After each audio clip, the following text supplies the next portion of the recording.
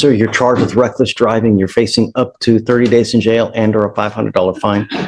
We're going to do probable cause. You have the right to remain silent. Anything you say can or will be used against you. You have the right to have an attorney present. If you cannot afford one, one will be appointed to you, sir.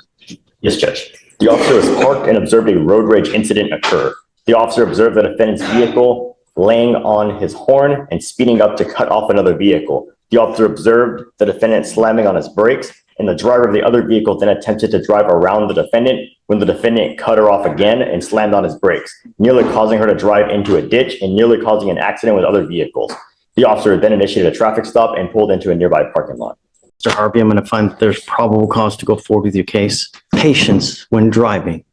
And I'm going to have you sign a document promising me that you're going to exercise this patience and not drive in this manner again. And if I find that you do, I'm going to put you in jail.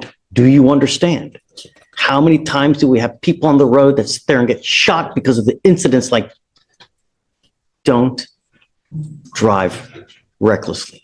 Well, those conditions like we did in the other case. Yes, Judge. Yes, Judge. Harvey, we were going to reset your case to give you time to hire a lawyer. So I'm going to have you go to Victoria, sign a reset. We'll then have you take a seat in the jury box. We'll get your bond conditions. We'll have you sign it, and then you'll be free to go. Wait, does he have a Texas? Can you run his license, please? Expired. I see eligible on RN. I can run it again. Please. If you do not have a Texas driver license, then do not drive.